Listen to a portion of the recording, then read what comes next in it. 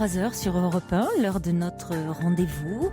Et jusqu'à 1h, je suis tout à votre écoute. Alors pour me parler de vous, pour me poser toutes les questions qui vous préoccupent, la ligne est ouverte au 39 21. Vous y serez accueillis ce soir par Julie et Valentin. Et si une histoire fait écho à la vôtre, eh bien n'hésitez pas à venir en parler avec nous. Vous pouvez également participer à l'émission en nous adressant vos courriels sur le site europe1.fr ou en nous adressant vos textos au 7 39 21 et en les commençant par le mot nuit. C'est Vivian Lecuivre qui réalise cette émission ce soir. 39 21, je vous attends. Jusqu'à 1h sur Europe 1, Caroline Dublanche. Bonsoir Émilie. Bonsoir Caroline.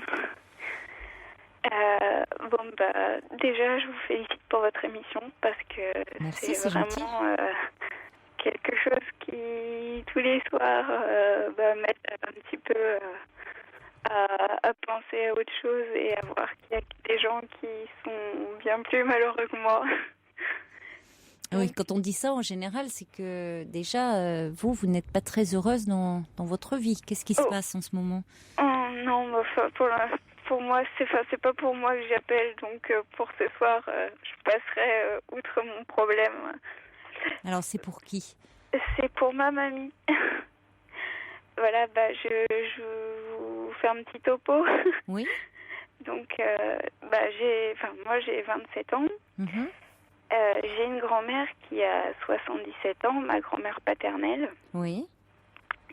Et donc, c'est une dame qui a jamais été gravement malade ou eu des gros problèmes de santé tout au long de sa vie. Je tiens à préciser qu'elle est veuve depuis qu'elle a...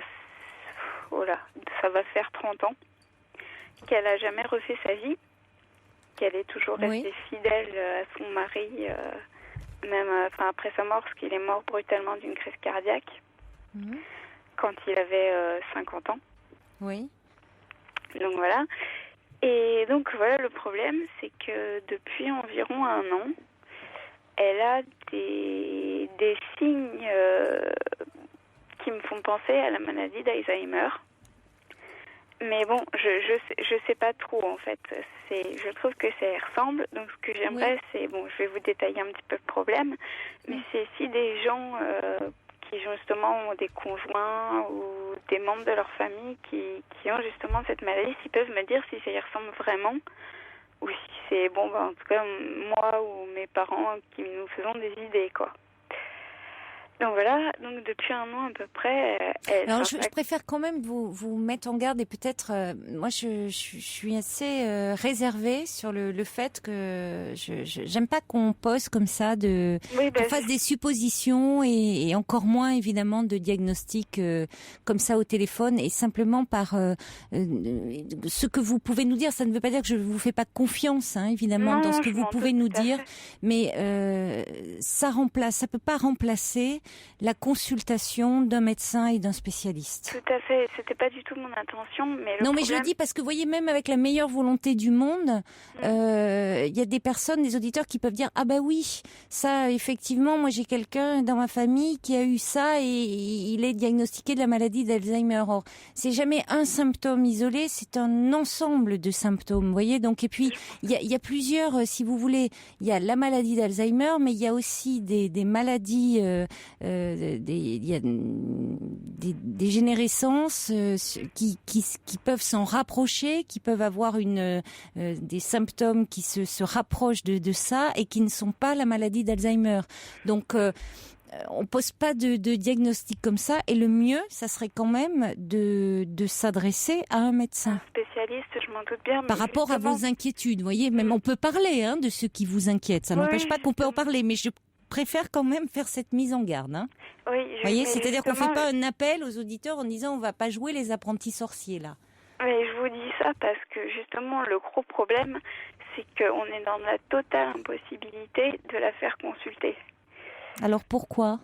Parce qu'elle s'y refuse totalement, mais c'est même pas la peine d'aborder le sujet, quoi. Elle n'a pas de médecin traitant ? Non, justement, elle n'a pas de médecin traitant parce qu'elle a jamais été malade. Ah, c'est pour ça que vous m'aviez dit en préambule qu'elle n'avait jamais été malade. Voilà. Mais même sans être malade, enfin, on peut avoir quand même un médecin traitant. Elle va consulter, si vous voulez, un médecin parce que justement, ça a commencé, ces petits problèmes, ça a commencé par une très grande irritabilité, des chutes de tension, puis après une tension extrêmement élevée et elle est sous médication actuellement. Mais quand elle va voir son médecin, elle n'évoquera jamais ce sujet-là, quoi. Oui, elle non. D'accord. Elle non, et nous, enfin, mes parents, je sais pas comment vous expliquer parce que personne dans ma famille prendra l'initiative d'aller l'accompagner chez ce médecin, justement. Non, mais pourquoi, en revanche, ce qu'il est possible de faire, si vous connaissez son médecin traitant, c'est de lui passer un petit coup de fil, voire même de demander un rendez-vous pour le rencontrer. Et lui expliquer. Il est tenu au secret, le médecin est tenu au secret, même entre conjoints. Donc il ne va pas dire ah bah oui, moi il va pas dévoiler des choses. Il y a une confidentialité. Mais néanmoins, il peut tout à fait recevoir un membre de la famille qui lui fait part de ses inquiétudes concernant, en l'occurrence là votre grand-mère ou si c'est vos parents qui font la démarche concernant votre père, concernant sa mère. Le médecin peut tout à fait le recevoir et l'écouter et ça peut l'orienter quand il verra votre grand-mère. Ouais. Parce que peut-être que le médecin lui-même a constaté certaines choses. Ou pas, parce que s'il la voit très peu ou s'il la voit 10 minutes, un quart d'heure, vous voyez, bon. Il faut que j'en parle à mes parents pour qu'ils fassent quelque chose. Parce que elle est, outre son irritabilité. Ouais, en fait, ça a commencé comme ça. Elle a eu des très forts pics de tension qui l'ont fait justement qu'elle a été mise sous traitement. Oui. Et donc elle est très très très irritable. Elle supporte plus rien. Et elle radote énormément, c'est-à-dire que pendant la journée, récemment j'ai passé une journée avec elle, elle va en l'espace d'une demi-heure vous répéter, sans exagérer, 10 fois la même chose, quoi. Et ça tout au long de la journée. Et ça sans arrêt, elle va répéter les mêmes trucs. Et aussi, elle commence alors elle perd la mémoire récente, justement, ce que je vous expliquais, elle répète plusieurs fois la même chose. Elle oublie quand on a une conversation, 10 minutes après, elle va avoir oublié ce que vous lui avez dit. Et là, j'ai remarqué récemment qu'elle commençait justement à perdre la mémoire, mais ancienne. Elle se souvient plus de choses qu'on a fait ensemble quand j'étais enfant, alors que ça l'avait marqué énormément, que c'était des choses qu'on a partagées toutes les deux et vraiment des choses très fortes. Et c'est surtout ça qui commence à vraiment m'inquiéter, quoi. Alors je sais pas si c'est moi qui me fait hésiter, si c'est simplement parce qu'elle vieillit ou si Non, mais alors c'est ça. Ça peut aussi évoquer d'autres choses. Ça peut être aussi. C'est parce qu'elle vieillit. De toute façon, ce sont des maladies quand même liées à un certain état de vieillissement. Bien qu'il y ait aussi malheureusement des personnes, c'est beaucoup plus rare, mais atteintes d'Alzheimer plus jeunes. Parfois dès l'âge de 40 ans, c'est bon, ça reste exceptionnel. Mais enfin, c'est Encore une fois, là, il faudrait vraiment. C'est un médecin et encore, c'est même un médecin traitant. Vous voyez, c'est pas. Il faudrait l'envoyer vers un neurologue qui est vraiment l'habitude de ce genre de consultation, de poser un diagnostic, de faire au besoin des examens complémentaires. On fait alors comme votre grand-mère est suivie déjà pour sa tension. Elle a un traitement et ce traitement doit être renouvelé. Elle doit bien être amenée. Il faut qu'elle retourne voir son médecin traitant pour le traitement de sa tension. Donc elle y va au minimum. Vous voyez, maintenant on fait plus des traitements comme ça pour 6 mois. Non. Donc pour sa tension, elle prend son traitement. Oui, mais justement, ce que j'ai peur, c'est qu'elle oublie. Et parce que la dernière fois, que je vous ai dit, j'ai passé une journée récemment avec elle. Elle met son petit cachet sur sa table pour le prendre. Et puis dans la journée, j'ai vu le cachet traîner. J'ai dit, tiens, mamie, tu t'as pas pris ton traitement par hasard? Elle dit, tiens, oui, j'ai oublié. Elle dit, des fois, j'oublie. Ça, c'est pas un signe, cela dit, c'est pas un signe caractéristique. Non, ça, il y a beaucoup de personnes qui oublient. Hein. Oui, c'est pour ça qu'il y a des petits piluliers, d'ailleurs. Vous voyez. Mais bon, elle oublie, oui. Mais c'est pas volontaire. Enfin, normalement, elle est quand même. Le traitement qui lui a été prescrit, elle ne se refuse pas à le prendre. Elle le prend. Non, ce qui m'a beaucoup étonnée d'ailleurs, puisque c'est pas du tout son genre de prendre des médicaments. Et là, d'instinct, elle l'a pris. Donc elle n'est pas dans une opposition quand même. Non, par rapport à ça, non. Mais pour le reste. Oui, elle a vous constaté un changement dans son caractère. Vraiment, c'est quelque chose qui. Si je me permets de vous appeler, c'est vraiment soit pour. Oui, vous êtes inquiète. Pour me rassurer quelque part, parce que c'est difficile de vous rassurer parce que moi, c'est ce que je vous dis, Émilie. Je ne sais pas ce qu'il en est. Ce qui serait important, ça serait vraiment d'avoir l'avis d'un médecin et voir ce qu'il en est, et voir si votre grand-mère développe effectivement une maladie, un problème de dégénérescence. Alors ça peut être maladie d'Alzheimer ou autre chose, ou peut-être lié, comme vous dites, lié à l'âge. Alors quelque chose lié ces problèmes d'hypertension qui jouent aussi sur son caractère. Peut-être aussi un peu d'anxiété, de dépression, parce que parfois il y a de la dépression chez les personnes âgées. Oui. Ça, j'ai remarqué énormément. C'est flagrant parce que elle parle beaucoup maintenant de rejoindre son mari, des choses comme ça, choses dont elle parlait pas du tout avant. Et elle attend la mort. Je le vois et je le ressens. Bon? Oui, je pense, oui. Je pense. Parce qu'en fait, à l'époque, quand j'étais plus jeune, elle voyait énormément ses fils. Elle a 4 fils, dont mon père. Et elle voyait énormément ses fils, ses petits-enfants, parce que hormis moi, elle a encore 4 petits-enfants. Et maintenant, chacun, disons, fait sa vie de son côté et la laisse un petit peu tomber, quoi. Ils viennent la voir quand ils ont besoin qu'elle s'occupe des petits-enfants, machin, un petit peu, et puis pour le reste, voilà, quoi. Et elle en souffre beaucoup. Et je crois que maintenant, elle attend plus grand-chose d'eux, ni de la vie, et qu'elle se laisse un petit peu aller. Et ça me fait énormément mal au cœur, parce que moi, quelque part, je culpabilise aussi, parce que j'ai une maladie qui fait que je peux pas trop sortir de chez moi. Et donc, je la vois beaucoup moins qu'avant. Avant, je passais mes journées chez elle et tout ça. Et on vous sent très proche de votre grand-mère. Oui, pour moi, c'est comme une seconde mère. Oui, on sent que vous avez énormément d'affection pour elle dans l'inquiétude que vous manifestez. C'est une femme formidable qui m'a beaucoup donné et qui donne encore beaucoup, alors qu'elle n'était vraiment pas obligée. Même si c'était ma grand-mère, elle en a fait plus que ce qu'elle aurait dû, à mon avis. Et c'est vrai que ça me fait tellement mal que c'est pour ça que j'appelle, parce que je me trouve un peu démunie, moi, pouvant pas vraiment l'aider. Et puis convaincre ses fils de faire quelque chose, c'est difficile. Donc voilà. Oui, vous dites c'est comme une seconde mère. Elle s'est beaucoup occupée de vous, c'est ça? Oui, elle s'est beaucoup occupée. Enfin, ma mère j'ai jamais été délaissée par ma mère. Non, non, vous pouvez avoir une grand-mère très présente sans être délaissée par votre mère. Tout à fait. Non, mais elle aurait pu s'occuper de vous dans votre enfance. Je sais pas, votre mère pouvait travailler. C'était votre grand-mère qui était votre nounou, voilà, plutôt que d'aller à la crèche ou. Elle a fait office de nounou et j'ai toujours été, comme j'étais la première petite fille. J'ai toujours été très très très proche d'elle. Ses autres enfants ont eu des petits enfants. Enfin, elle a eu des petits enfants, mais beaucoup plus tardivement après. Oui. Et donc celui qui me suit, il a 16 ans. Donc moi j'en ai 27, donc il y a 10 ans d'écart.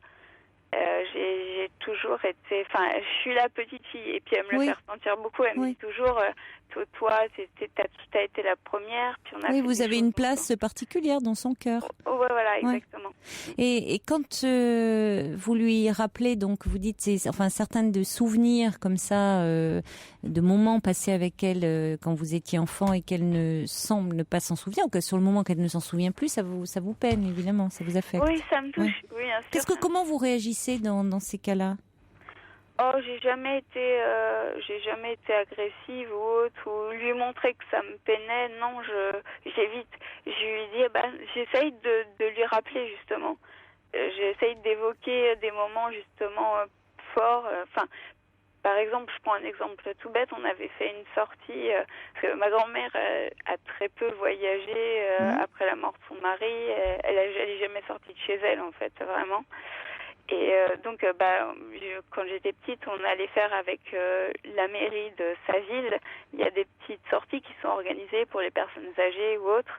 Et donc, je l'avais accompagnée. Et, étant plus jeune, on était allés à la mer, ensemble. Et il avait plu toute la journée, donc on avait été cloîtrés dans l'autocar, en fait. Oui. Et puis, on est comme dans l'autocar, il y avait des gens pas franchement très agréables. Et qui mangeait par exemple pour le dîner, qui avait, au lieu de sortir les sandwichs, avait sorti carrément les boîtes de conserve froides et qui mangeaient dans leurs boîtes de conserve. C'est sympathique, ouais. Marqué, ça a le mérite de pas trop sentir parfois. Enfin, ça dépend ce qu'ils sortent. Ils sortent du cassoulet, des trucs. Là, pour l'occasion, c'était des petits pois et des œufs durs, donc ça sentait pas la rose. Sympa les œufs durs. Je salue Jérôme Commandeur d'ailleurs qui dans sa petite parodie dit que je mange un petit cassoulet avant l'émission. Je sais pas, j'ai beaucoup ri, cela dit. Mais enfin, je m'enfile pas un cassoulet avant l'émission. Mais non, c'était un petit joke comme ça en passant. Et alors donc, vous lui avez rappelé cette petite anecdote là. Voilà. Et puis on était sortis de l'autocar et puis on était partis sous la pluie, nous tremper les pieds quand même dans l'eau. Et c'est quelque chose qui nous avait fait rire toutes les deux. Et puis c'est des petits moments comme ça de vie. Et la dernière fois que j'en ai parlé, elle s'en souvenait plus.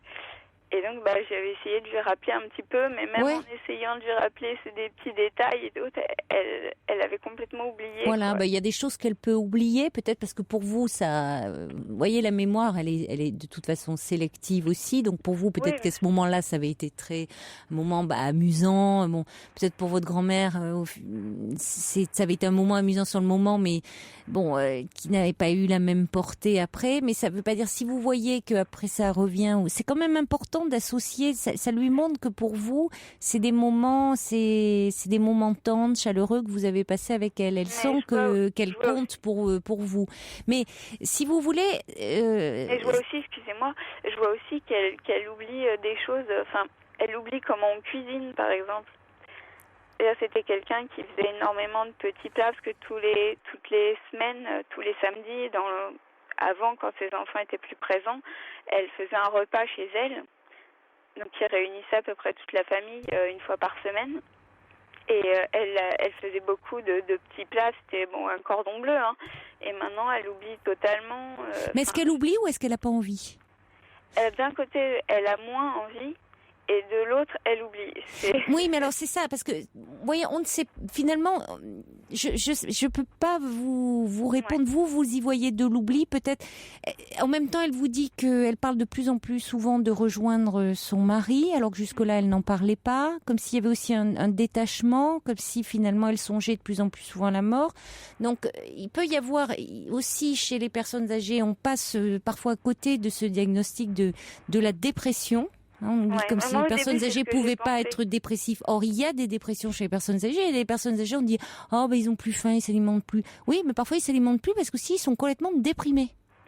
Donc c'est important tout ça de bien signaler tous ces faits, de les noter au besoin. Vous voyez, pour le médecin Ouais, mais ça, traitant. j'avais anticipé un petit peu le truc. De bien tout ce que vous avez repéré, noté, pour bien en faire part à son médecin traitant. Parce que ça peut permettre, si vous voulez, tout un ensemble de signes comme ça, plus lui, un entretien clinique en parlant avec elle, d'orienter un petit peu certaines choses. Et puis, si vous voulez, sous couvert de quand il la verra pour sa tension, il pourra lui dire « Ah ben madame, machin, nanana, j'ai besoin un petit peu, vous voyez, par rapport à votre tension, j'ai besoin de vous faire un petit examen complémentaire. » Mais pas, évidemment, il lui dira pas pourquoi. Ouais, Mais il peut lui prescrire un examen complémentaire. Comment ? Je me sens même idiote de ne pas y avoir pensé avant parce que c'est vrai que c'est... Oui, mais le médecin, lui, peut très bien, puisqu'il la voit pour l'attention, je vous dis, peut avoir besoin de lui faire un bilan et ça passera par ce biais-là. Ouais. Hein ? Ouais, je crois que c'est la meilleure chose. Non, parce qu'on n'ose pas forcément, on se dit c'est son médecin et donc on pense, on sait que le médecin c'est quand même un espace et heureusement que c'est comme tel de confidentialité. Ben oui, bon, on n'ose pas, on ne veut pas être intrusif, mais je vous dis, ça n'enlève rien à la confidentialité. Il vous recevra, c'est pas pour autant qu'il va vous dire ah ben oui quand je la vois. Non, il sait très bien faire la part des choses. Ça ne l'empêchera pas de noter et d'en tenir compte. Ouais. Hein ? Ouais, je crois que c'est la meilleure chose à faire. Voilà. Et comme ça, c'est ce qui vous permettra en tout cas d'être un peu plus rassuré, en tout cas de savoir ce qu'il en est, pour ne pas rester comme ça dans un flou.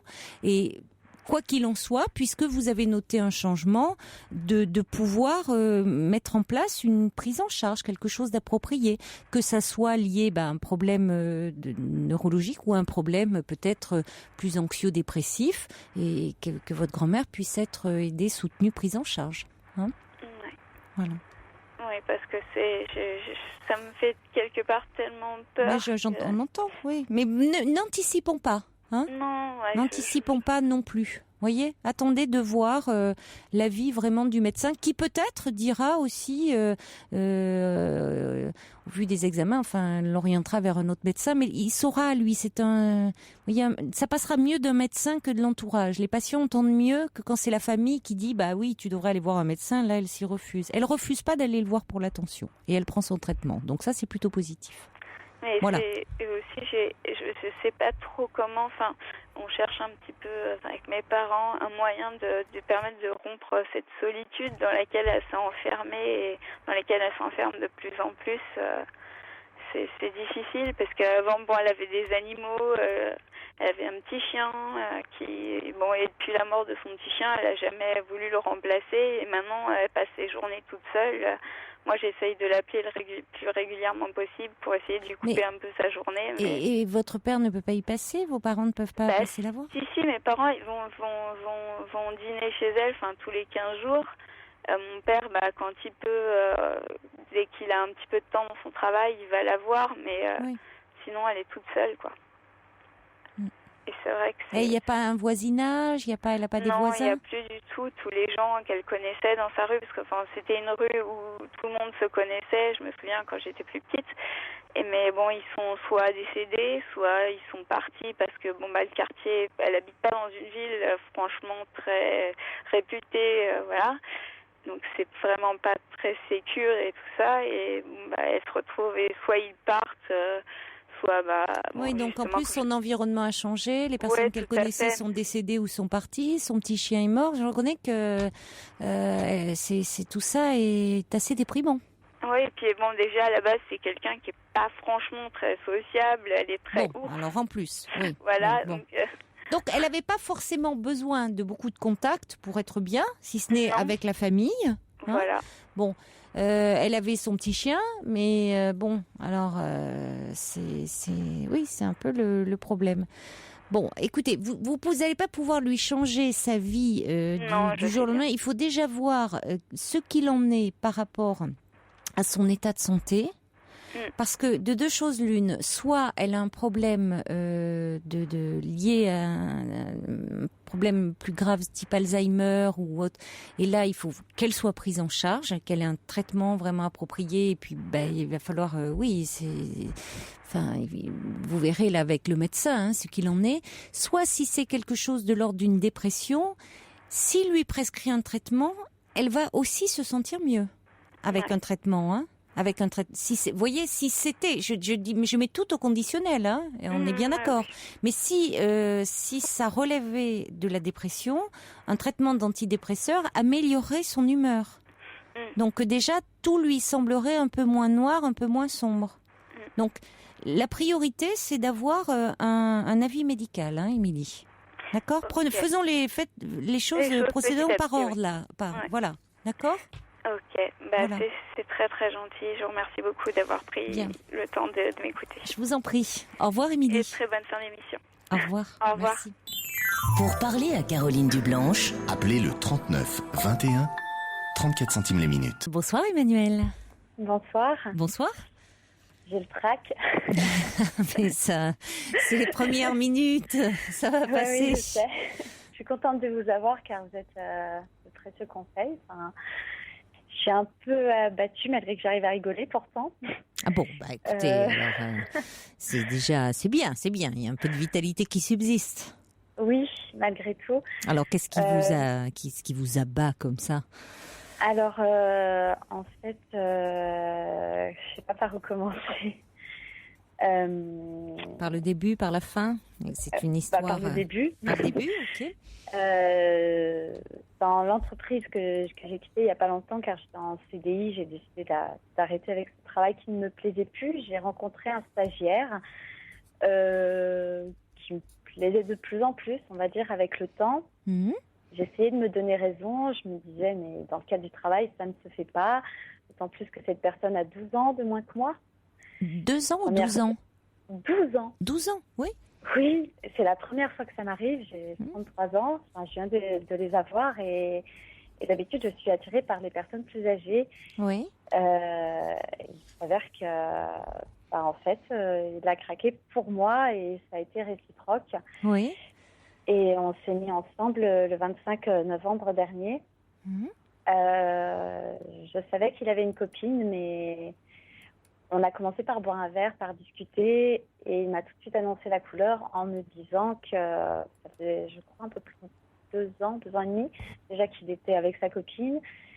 Et il en avait déjà marre, il hésitait entre arrêter et continuer avec elle. Il est jeune, il a besoin d'expérience, il a besoin de vivre autre chose. Et on est sortis ensemble. Il m'a dit au début, attention, je ne sais pas ce que tu envisages, t'attache pas trop. J'ai dit, je sais à quoi je m'engage. C'est que c'est un petit peu dangereux, surtout que moi, j'ai tendance à m'attacher un peu vite. Et il m'avait fait comprendre aussi que c'était quelqu'un qui avait du mal à rompre. Que j'ai cru comprendre quand il me parlait déjà de sa copine. Il a plutôt tendance à changer de comportement et à être désagréable pour que ce soit l'autre qui prenne la décision à sa place. D'accord.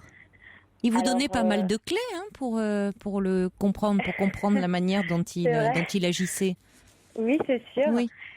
Et dès que j'envoyais par exemple un SMS, que je n'avais pas de réponse, que je le sentais un petit peu distant, ça y est. Du coup, c'était la panique. Je me suis dit, voilà, c'est peut-être le moment venu, il change de comportement pour que je renonce. Ah oui, et oui, forcément. Ça a été, mais la paranoïa... Oui, c'est un peu angoissant, oui, parce que... oui. Oui, dès qu'il était... Chaque fois, qui a peut-être un peu envenimé la relation malgré qu'elle ait marché, puisqu'à chaque fois qu'on se voyait, ça se passait vraiment très bien. Moi, en ce qui me concerne, je sentais... Ça vous rendait anxieuse. Comment ? Ça vous rendait anxieuse, ça créait de la tension. Oui. La distance, d'autant plus qu'on ne se voyait qu'une fois par mois, en moyenne, c'est pas beaucoup. Je me posais toujours des milliers de questions, mais plus ça allait, plus je tombais amoureuse et je me sens complètement folle de lui. Vraiment. Oui. Et lui, il continuait en parallèle avec sa copine. Oui. Il y a même, je crois, 2 mois et demi de ça, je lui ai demandé où ça en était. Il m'a dit que ça stagnait, il hésitait encore. Et je lui dis, mais tu sais qu'en général, c'est l'infidélité qui peut répondre à certaines questions par rapport à la relation qu'il avait déjà avec elle. Il a dit peut-être que ça va éclaircir certains points, en effet. Et à un moment, je pensais qu'il voulait arrêter parce qu'il répondait pas trop à mes SMS, qu'il était absent. Et il m'a dit, mais non, t'inquiète pas, je suis pas un lâche. S'il y a quoi que ce soit, je te le dirai. Bon. Et moi, je sentais que mes sentiments prenaient encore de l'ampleur. Et il m'a dit, la deuxième nuit qu'il avait passée chez moi, qu'il voulait pas s'imaginer être dans 2 histoires de couple. C'est pourtant un peu le cas. Et qu'il s'empêchait d'avoir des sentiments à mon égard. Donc, j'avais l'impression qu'il assumait pas trop, finalement, cette relation avec moi. Et le temps a passé. Et il m'a quand même souhaité la Saint-Valentin par SMS. Mais tout de même, je m'y attendais pas du tout. Oui. Pour moi, c'était qu'avec sa copine. Moi, je n'étais qu'un plus. D'ailleurs, c'est ce qu'il disait. Je suis une amie, plus.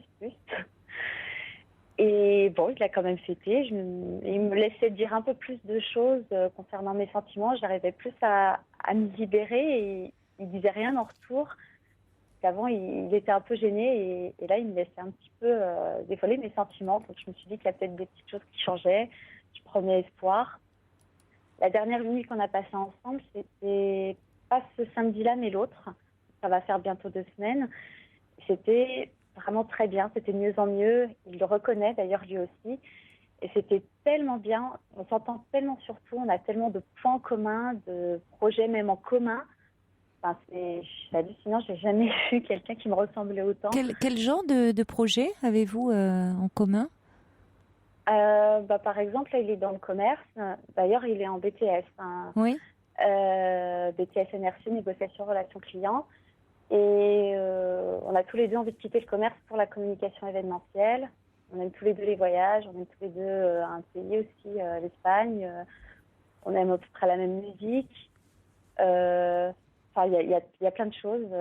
Des petits détails de rien du tout. Une fois que je lui avais confié que je ne pouvais pas m'endormir dans le silence, que j'aimais bien m'endormir en musique, il m'avait dit la même chose. Ça, c'est des petits détails, mais même sur des détails, on est vraiment semblables. Et sur certaines valeurs aussi. Donc, je trouvais ça important. Vous êtes très amoureuse. Vous semblez fusionner. Non, mais on sent vous fusionnez, quoi. C'est-à-dire, non, mais c'est vrai, quand on est très amoureux, on a l'impression qu'effectivement l'autre est comme nous, quoi. C'est ce qui est tellement agréable. C'est-à-dire, on a envie de dire quand l'autre nous dit, voilà, c'est cette espèce de symbiose et on finalement, il commence une phrase, on la finit, on a envie de dire, oh, ben moi tout pareil, quoi. Quand je vous entends parler, c'est un peu ça. Oui. Et cette nuit s'est tellement bien passée, ce samedi-là, que j'ai l'impression que ça a tout chamboulé. Et il m'a dit d'ailleurs qu'il avait réalisé que par rapport à sa copine, c'était plus de l'amour, c'était de l'habitude. Et qu'il se serait jamais autorisé à vivre certaines choses avec moi s'il aimait encore sa copine. Donc, il m'a dit hier, voilà. Enfin, j'ai eu du mal à l'avoir déjà au téléphone. Hein. Je sentais de la distance, je sentais qu'il répondait plus aux SMS. Mais là, je sentais la fin. Et j'ai tellement voulu lui parler que ça a été possible enfin hier. Oui. Tout de suite, il m'annonce ça. Il m'a dit, il y a du changement pour moi. Oui. Ma copine me saoule, etc. Et sur le coup, ça m'a fait drôle.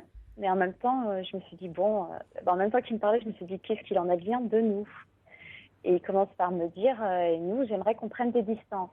Sur le coup, j'étais quand même soulagée parce que je me suis dit, on prend des distances, c'est que ce n'est pas terminé. Et moi, j'ai voulu aussi lui dire que ça avait changé de mon côté, qu'on a passé tellement une bonne soirée, je veux tellement que ça marche, que je me suis promis d'être moins dans la panique et d'exprimer moins mes sentiments. Je trouve que j'étais dans le trop. Vous voyez ? Alors, d'un côté, donc, sa copine le saoulait et il voulait prendre aussi ses distances avec vous. Oui. Mais pourtant, à la fin de la conversation, il m'a dit que finalement, c'était fini. Je lui ai dit, mais je croyais que tu voulais juste prendre tes distances. Et il me dit, non, mais c'est moi j'ai mal parlé, je me suis mal exprimée, je pensais que tu avais compris. Non, c'est fini.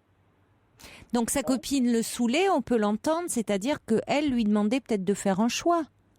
Elle n'est pas au courant. Elle n'est pas au courant. Elle n'a pas senti quelque chose ? Apparemment, non. Non. Mais Non, parce c'est que peut-être une parce que personne je qui sais manque pas, on beaucoup peut. de confiance en elle. Et, Ouais, parce qu'on peut se demander pourquoi et tout d'un coup il envoie sa copine le saoul, ou alors est-ce qu'il dit vraiment la vérité, mais vous voyez, parce que c'est, ou alors il envoie tout, pendant moi, je pense plusieurs mois que... il a une relation avec deux Ouais. personnes, vous et Mm. cette autre femme, et puis là Ouais. il vous quitte, et puis cette autre femme, ça sera en cours aussi alors, puisqu'elle le saoule selon ses termes. Oui, ce sera en cours aussi, oui. Oui, enfin c'est ce qu'il vous dit en même temps. Et je pense qu'ils ont fait le tour de leur relation. C'est vrai qu'il est jeune et qu'il a besoin de Il a temps repos, 21 je ans comprends. aussi. Il a 20 ans. Enfin, je disais 20 12 ans ans. parce que j'avais encore il n'y a pas longtemps 32 ans. Et D'accord, il a ça 20 fait 12 ans, ans et oui, demi de il est différence. tellement jeune, oui. Et très mature et très ouvert au dialogue. Pourtant, j'ai jamais rencontré quelqu'un comme ça. Oui, Les hommes, ils ont oui. tellement du mal à parler. Et avec lui, Oui, ça c'est super. J'ai l'impression de parler des fois à une fille. Enfin, oui, vous ça, étiez je très trouvais ça proches, bien. très complices. Mais il est comme ça avec tout le monde. Hein. Il a tendance, c'est pas spécialement qu'avec moi. Il est ouvert, il est comme ça. Donc pour moi, c'était la perle rare. Et pourtant, des fois, je me mettais des freins parce que je me suis dit, mais il y a trop de différence d'âge. Mais oui, mais les sentiments sont Bon, là. écoutez, ça marche oui, très les sentiments bien, sont là. Cette relation vous a apporté beaucoup. Enfin, c'était, c'est pas en même temps. Il y a trop de différences d'âge. Bon, il y a 12 ans. Hein, c'est pas non plus. Alors peut-être parce que aussi c'est un jeune homme. Il a 20 ans, mais bon, justement, c'est un jeune homme. Hein, 20 ans, c'est pas un adolescent non plus. Il sait ce qu'il fait. Il est venu vers vous. Enfin, vous l'avez pas forcé. Vous voyez, il est complètement responsable là, de ses actes. Il y a pas. Donc il y a un côté très très frais aussi dans cette histoire.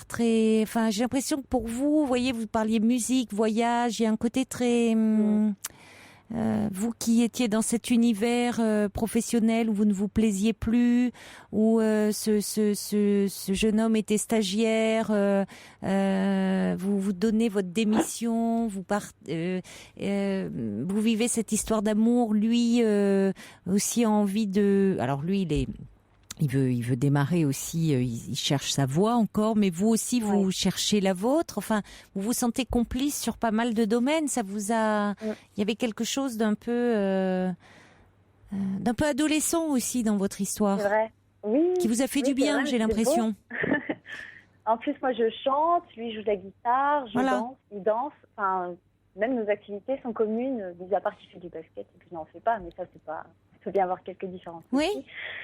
Donc, oui, mais il y avait un côté très, c'est ça, je veux dire, très, très frais, très, qui vous a permis de, enfin, il y a une jolie bulle, une parenthèse enchantée, je trouve, là. Oui. Maintenant, il faudrait pas que ça vous affecte. C'est difficile parce que. Bien sûr, parce que vous êtes amoureuse. Quelqu'un qui me correspondait autant. Et je me dis, mais je vais jamais. C'est peut-être négatif là ce que je vais dire, mais j'ai l'impression que je ne rencontrerai jamais quelqu'un qui me conviendra autant ça, que lui. Alors ça, c'est... Vous savez pas vraiment, parce que qui vous correspondait autant, mais qui en même temps, lui, qui vous correspond sur certains points, peut-être. Mais peut-être pas sur comme vous dites, sur certains... projet, vous avez des goûts, vous aimez les voyages, la musique, vous avez vous cherchez un peu dans votre voie encore professionnelle, mais après sur votre façon peut-être d'être ensemble, sur votre vision du couple, est-ce qu'il vous correspond vraiment? Bon, mis à part que là, il a été infidèle avec sa copine, je me dis que ça pourrait m'arriver, mais on a parlé de ça. Il me dit qu'il croit en la fidélité. Là, il était perdu, il avait du mal à casser avec elle. Et il y croit, mais il y arrive. Oui, mais ça... À la base. Oui, à la base, mais elle est où la base? Alors, voyez, vous pouvez mettre à part. Il est jeune. Oui, bien sûr. Mais bien sûr, je suis pas en train de. Oui, bien sûr. Mais voyez, quand on est très amoureux, on essaie toujours après de mettre de côté vous voulez voir là que ce qui est bien et ce qui vous chez ce garçon et ce qui vous plaît. Vous dites, il me correspond, c'est celui qu'il me faut et j'en trouverai pas d'autre comme lui. Mais moi, j'essaye de vous ramener peut-être sur le fait que il y a peut-être des choses qui vous correspondent peut-être pas tant que ça. C'est-à-dire que vous essayez. Ben justement, vous dites, mis à part le fait que il était infidèle à sa copine, bah oui, mais aussi à vous, puisque finalement tous ces mois, bah oui, bah oui, parce que tous ces mois que vous avez passés ensemble, il était aussi avec sa copine. Oui, mais moi, je suis arrivée après. Oui, avec mais elle qu'il était plus infidèle. Ben, moi, j'ai accepté oui, mais la situation. J'étais au courant au début. oui, vous l'avez accepté. Je suis d'accord avec vous. Mais il n'empêche que dans les faits, vous étiez quand même dans une relation à 3.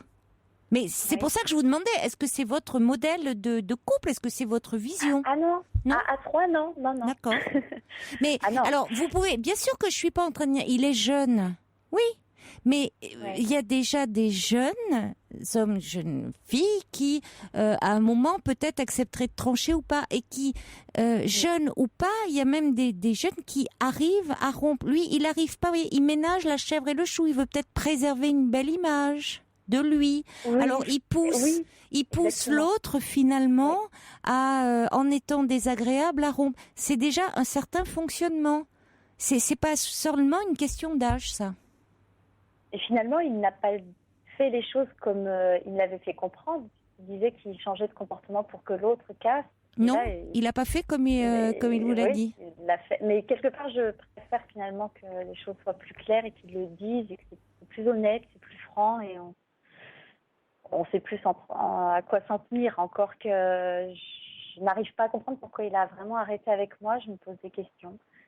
Il reconnaît qu'on a passé des super bonnes soirées, surtout la dernière, qui était beaucoup plus intense, on était encore plus proches, plus complices, plus intimes. Et il reconnaît tout ça, il l'a partagé aussi, mais il dit que pour sa part, il a l'impression que ça pourrait pas coller.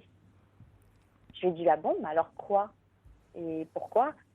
Et il dit qu'il ne sait pas, c'est un sentiment, mais que c'est inexplicable. Alors du coup... je ne sais pas comment tenir. Vraiment, oui, finalement. mais alors vous voyez bien que vous pensez, vous pensez que vraiment vous êtes fait presque l'un pour l'autre. Il vous ressemble tellement. Et vous et lui, il vous dit quoi? Que il vous dit l'inverse. Et pourtant, il reconnaît tout ce que je disais. Peut-être, mais il n'empêche qu'il vous dit l'inverse. Il vous dit que il a le sentiment que ça ne pourrait pas coller entre vous deux. Mais sans pouvoir l'expliquer. Peut-être. C'est un feeling. Donc il faut quand même l'entendre. Ouais. Pour le moment, vous êtes encore sur votre... Mais c'est normal, sur votre nuage. Moi, ce que j'essaye de vous dire, pour peut-être que l'atterrissage soit un peu moins brutal, c'est que vous avez vécu une jolie histoire d'amour avec ce garçon. Ouais. C'était une belle parenthèse enchantée.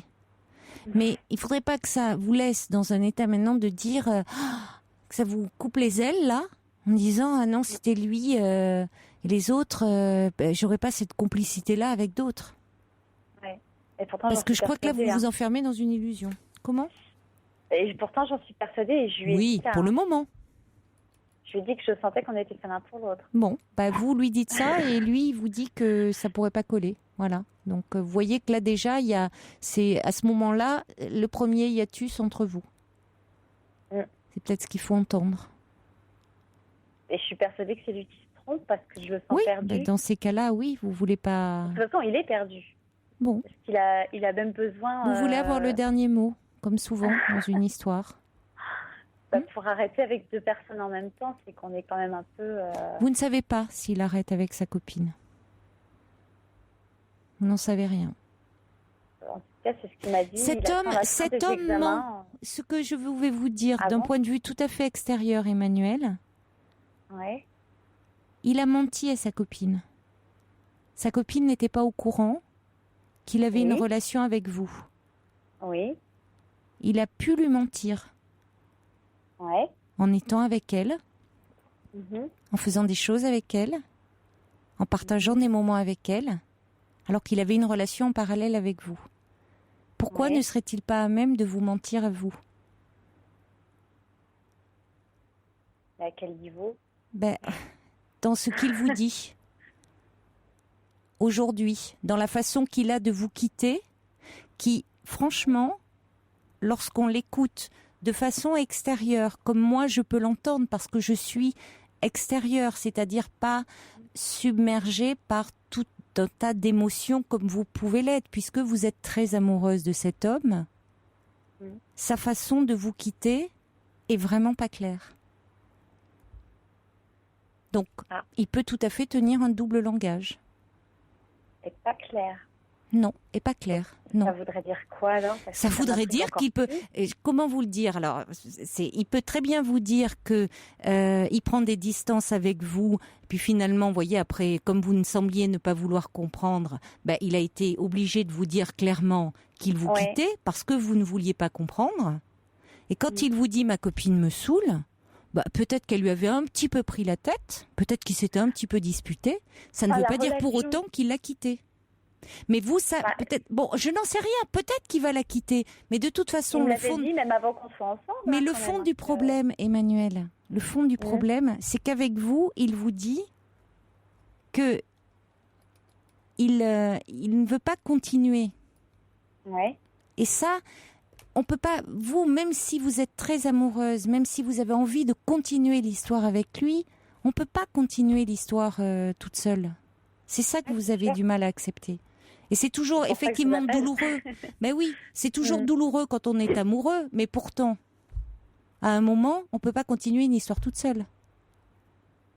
Alors après, on peut chercher tout un tas de choses, de dire il est perdu ou elle est perdue, elle est bon. Il n'empêche que c'est surtout vous qui êtes perdu en ce moment. De me dire pourquoi. Mais moi, je sais pas. C'est vous que j'entends, et c'est vous que je sens surtout perdu. Et qui du coup cherchait à avoir des explications. Non mais moi je sais, à la limite, moi je m'en fiche de lui. Je le connais, je l'entends pas. Je me centre sur vous, c'est vous qui m'appelez. Et c'est plutôt vous que je sens très désemparée. Et donc plutôt que de vous occuper de vous, vous cherchez à comprendre pourquoi ce garçon et comment et pourquoi. En l'occurrence, occupez-vous de vous. Pourquoi en fait il arrête parce que essayez de comprendre pourquoi vous n'arrivez pas à accepter que peut-être cette histoire elle a eu sa durée de vie et qu'aujourd'hui elle s'arrête.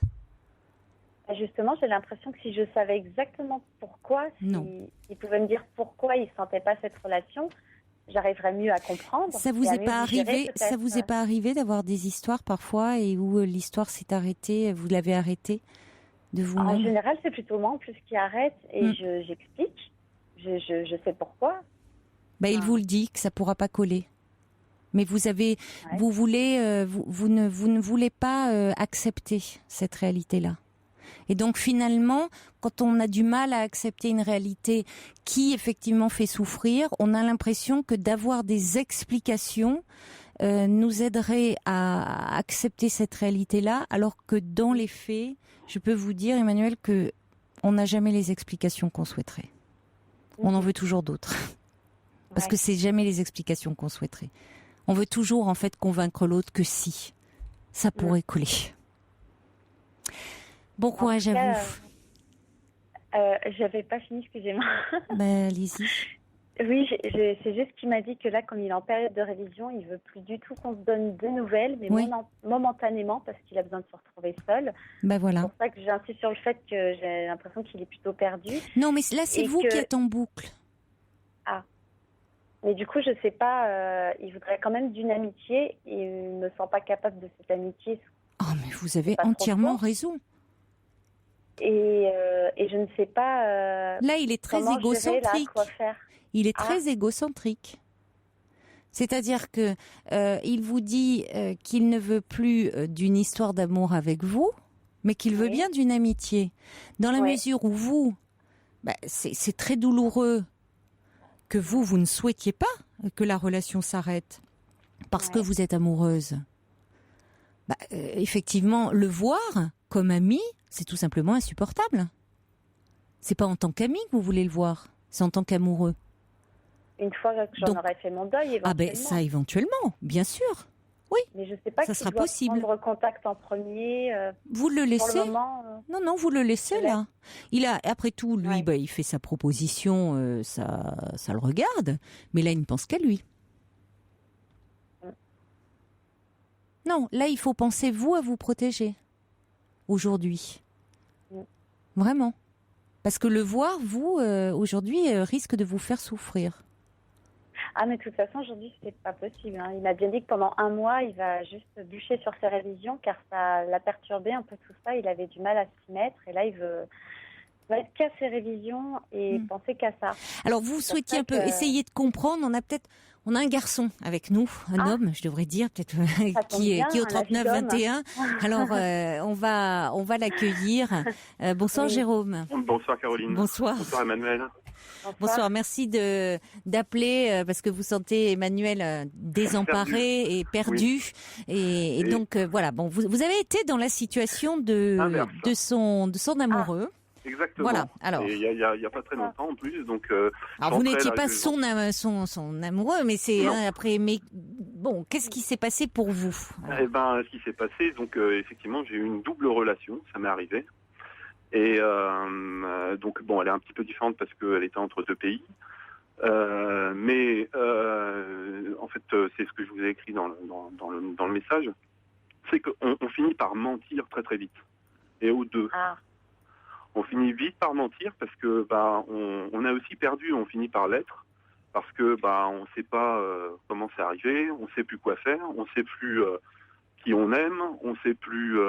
On devient vite perdu. Donc, par exemple, la décision qu'il a prise là, c'est-à-dire de vous dire qu'il arrêtait et puis qu'il s'était un peu disputé avec sa copine. Moi, je comprends ça parce que c'est à un moment donné, on arrive, on est perdu, donc on se dit on va arrêter tout. On va arrêter tout, comme ça, on n'aura plus de choix à avoir. Tout clair. Et on va être, on va prendre du recul, quoi. Et puis après, s'il y en a une qui relance, on va être tenté de revenir vers celle-là. Enfin, puis je vous dis, on finit vite par ce que vous disiez, Caroline, c'est vrai, on ne sait pas ce qu'il pense ce garçon. On finit par ne plus, il peut très bien mentir, comme il peut très bien dire la vérité, vous savez même plus. Oui. Et moi, franchement, à un moment donné, je ne savais plus. Je ne savais plus du tout si je mentais, si je mentais pas. Puis après, je finissais par m'apercevoir. Pardon, excusez-moi, je suis un peu. Oui, je vous en prie. Vous-même, vous étiez un peu perdu. Oui. Ça veut dire que en même temps, c'était pas une situation habituelle pour vous. Ah ben non. Non, c'est ça. Non, mais je le relève parce que il y a des personnes qui mènent comme ça, qui sont installées parfois dans une double vie, et là qui ont l'habitude réellement du mensonge. Et je peux vous dire, ceux-là, on les prend pas en défaut. Ou celle-là d'ailleurs. C'est vraiment, c'est bien clivé, c'est bien compartimenté, et c'est très rare que c'est très bien organisé. Vous-même, à un moment, ça devenait embrouillé, ça devenait confus. Ah oui, complètement. Oui, et puis effectivement, au début, on commence à faire très très attention à ce que l'une ne voit pas qu'on a une autre relation, etc. Et puis on finit par faire des erreurs, parce que on n'est pas des machines, quoi. Donc on finit par faire des erreurs. Donc après on part dans des explications. Moi en plus il y avait une des deux que mes parents connaissaient, donc quand mes parents m'appelaient, il fallait tout de suite que je mette mon téléphone en mode vibreur, que j'essaie de pas montrer qu'on m'appelait, quoi, pour pas éveiller les soupçons. Enfin, on ment très très vite. Donc c'est une situation vraiment qui est pas honnête, c'est clair. Et puis moi le seul conseil que je peux donner à Emmanuel, c'est faut fuir. Faut vraiment. En plus là, vous connaissez la situation clairement, puisque vous savez qu'il a une autre amie. Donc ça fait mal, ça c'est clair. Mais oui. Oui. Ça fait très très mal, mais soit il fait un choix, soit il faut arrêter, quoi. Parce que ça sert à rien. Et quand vous dites que vous rencontrerez pas quelqu'un avec qui vous entendez, ça c'est la vie réserve énormément de choses. Oui. C'est pour ça qu'elle est très très belle. Et puis je vais vous dire, quand on est amoureux, moi j'étais amoureux de l'une d'entre elles très très fort, enfin de la nouvelle en fait, celle qui était la deuxième, on va dire, si on peut appeler ça comme ça. Enfin c'est pas très. En fait, on est très amoureux, mais alors donc on finit par, ce que vous disiez Caroline, c'est vrai, on finit par se trouver plein de points communs, alors que c'est pas vraiment des points communs. On est tellement amoureux qu'on finit par dire des choses qui sont pas. Si on avait du recul, on finirait par s'apercevoir que c'est des détails. Et quelqu'un qui aime le cinéma ou qui aime l'Espagne, il y en a plein. Moi, j'aime bien l'Espagne aussi. Oui, non, enfin... C'est dommage que vous ne soyez pas libre, Jérôme. Oui. Mais il y a Cathy qui envoie un petit SMS et qui rebondit sur ce que vous dites et qui dit, c'est vrai que pour rompre avec élégance, on est toujours obligé de mentir un petit peu. Exactement. Justement, si on a encore qu'on a aimé cette personne, enfin, on veut pas lui faire de mal non plus. Bah, et je pense ouais. qu'il a sincèrement été amoureux de vous, hein, cet homme et encore oui, Emmanuel. Le problème n'est moi, pas là du tout. Moi, j'étais amoureuse des deux. Hein. Ouais, Ça, c'est ça. clair. Hein. Ça, c'est clair. Oui, ça, vous avez raison, Caroline. Hein. Ça, c'est Ça, clair. il y a pas, Sur ce enfin, point-là, à on vous ment entendre, pas. il n'y a pas de doute là-dessus, hein, dans ce que Non, vous nous on avez ment pas raconté, là-dessus. la façon dont vous avez parlé de lui, de vous, de votre histoire. Ce que je dis, vous avez vécu une très belle histoire.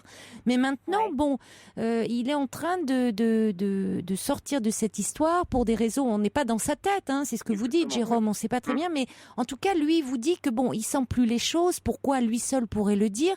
C'est vrai que c'est toujours très douloureux pour vous parce que vous êtes encore très amoureuse et donc.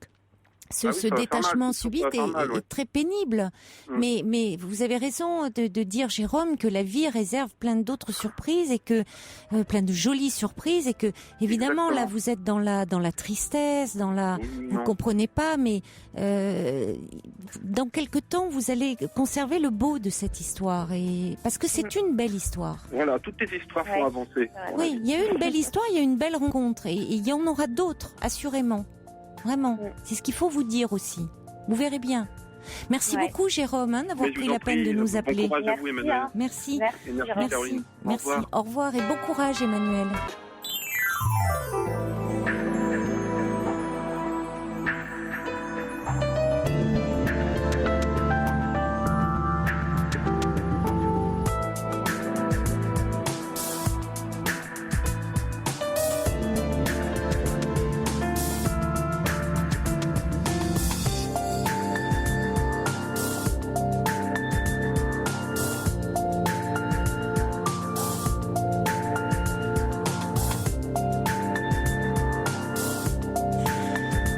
Bienvenue si vous nous rejoignez sur Europe 1. Cette émission est la vôtre. Vous pouvez y parler de vous en toute liberté et sans tabou en appelant le 39 21. Vous pouvez également réagir aux différents témoignages par courriel sur le site europe1.fr et également par SMS au 7 39 21 en commençant vos messages par le mot nuit.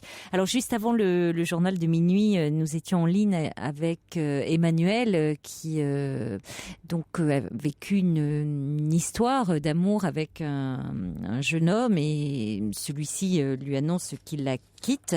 Et Emmanuel aurait aimé avoir de plus amples explications parce qu'elle est toujours très amoureuse de lui.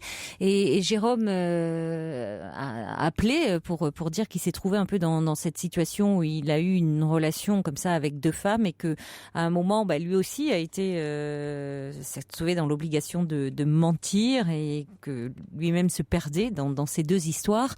Un SMS qui arrive, qui dit « Merci à Jérôme, je comprends mieux, j'ai vécu des mois d'ambiguïté, ça m'aide à comprendre un peu plus ce qui est en jeu.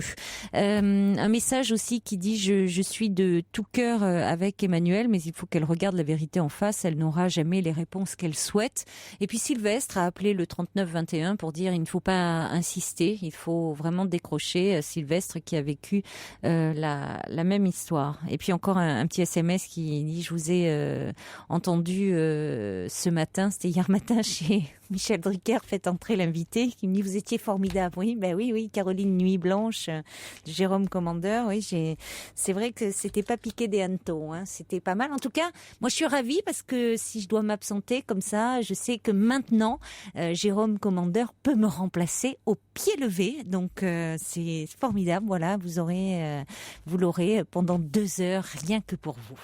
Et je pense que vous vous amuserez bien. Allez, on va écouter un petit peu de musique. Et puis, après, nous accueillerons Lydie. Europe 1, Caroline Dublanche. Et Et un petit... Marie nous a appelé au 3921, mais c'est dommage, elle ne souhaitait pas s'exprimer à l'antenne. Elle a écouté attentivement Émilie, cette jeune femme qui nous parlait de sa grand-mère et qui s'inquiétait pour elle concernant son état de santé. Marie dit, je suis grand-mère et je peux vous affirmer que ce qui fait du bien aux personnes âgées, ce n'est pas forcément qu'on leur rende visite, mais plutôt qu'on les sorte de leur univers en les invitant à l'extérieur, par exemple. Leur rendre visite, bien sûr que ça fait plaisir, mais les amener à l'extérieur, ça fait encore plus plaisir, dit Marie. Eh, il faut y penser.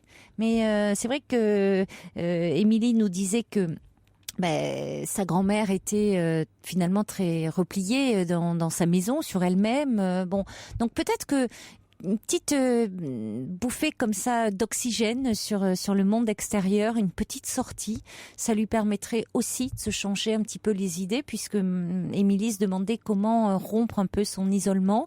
Ça fait ça lui permet de se souvenir des moments un peu de joie comme ça, de bien-être. Allez, on accueille maintenant Lydie. Bonsoir. Bonsoir. Bonsoir Lydie. Alors en fait, comment vous dire, je vous écoute depuis très longtemps. Je voulais vous dire que j'apprécie beaucoup votre émission. Merci. Voilà, que ça m'apporte énormément. Mais ce soir, donc, je me disais que j'avais peut-être besoin de conseils. Oui. Par quoi commencer? J'ai 53 ans. Oui. Ce que je n'ai pas précisé tout à l'heure, c'est que j'ai été mariée pendant 25 ans avec la même personne. J'ai eu 2 enfants, donc avec cette personne. Et j'ai divorcé en avril 2009. Et il se trouve que je souhaitais, j'ai toujours souhaité refaire ma vie. Et donc, depuis, j'ai rencontré 4 personnes. Et comment dire, j'ai l'impression, et ça me gêne un peu parce que ça correspond peut-être pas à l'éducation que j'ai eue, mais j'ai l'impression que je fais un peu collectionneuse d'hommes, ce que je ne voudrais pas être. Et le premier monsieur que j'ai connu, il était très bien. Peut-être que comme je me sortais de mon divorce, peut-être qu'il y a des choses que je n'avais pas envie de voir. J'avais peut-être pas envie de voir l'âge qu'il avait réellement. J'aurais pu, je pense, m'en rendre compte par certains éléments, mais j'ai pas voulu, comment dire, les voir peut-être. Oui, c'était tout simplement ça. Mais quel âge avait-il? J'ai découvert un jour que ce monsieur, il avait 16 ans de plus que moi. Et le jour où je m'en suis rendu compte, ça m'a fait un choc parce qu'il ne me l'avait pas annoncé. Il m'avait dit les hommes sont coquets aussi par rapport à leur âge. Voilà, mais je me suis rendu compte, je me rends compte depuis mon divorce que j'ai l'impression que c'est plus une coquetterie masculine qu'une coquetterie féminine finalement, de masquer son âge. Oh, vous pensez les femmes aussi masquent leur âge. Je sais pas comment vous les rencontrez, monsieur. Vous savez, on s'enlève bien quelques années aussi. C'est vrai. Écoutez, c'est humain, je crois. Oui, non, mais moi je pensais là-bas, je me disais, tiens, les hommes ont tendance, eux, ils s'en fichent, ils assument plus leur âge. Et je me rends compte que les hommes aussi, quand ils peuvent, ils grappillent quelques années. Oui. Mais bon, après tout, mais 16 ans de plus, ça vous pose. Et après tout, ça veut dire qu'il faisait pas son âge déjà. Alors, il faisait pas son âge, oui. Bon. C'est vrai que ce premier monsieur que j'ai connu ne faisait pas son âge. Il était très sportif. Il a été ancien sportif de très haut niveau il y a des années de ça en arrière. Voilà, donc il m'en avait parlé. C'est vrai que j'aurais pu faire le compte le jour où il m'en a parlé et ça m'a pas fait tilt. Et là, j'aurais réalisé, peut-être, je me sortais d'un divorce. Comme je vous ai dit, j'avais donc vécu 25 ans avec la même personne.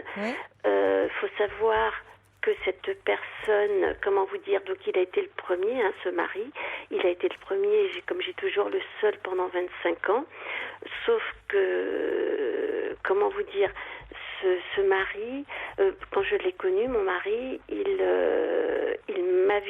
a eu l'honnêteté de me dire qu'il aimait les relations un peu, pas sadomasochisme, mais il aimait être attaché.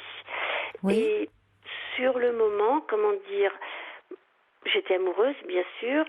J'ai cru qu'un jour ça lui passerait. J'ai cru que je pourrais certainement faire mieux que ce qu'aurait fait certainement une autre. Et puis finalement, les années passant, bon, j'ai quand même fait un enfant, en me disant peut-être que s'il est papa, ça lui passera, puisque dans notre intimité, il me demandait souvent de l'attacher. Oui. Et je me rendais compte que moi, ça me répugnait de plus en plus. Oui. Voilà.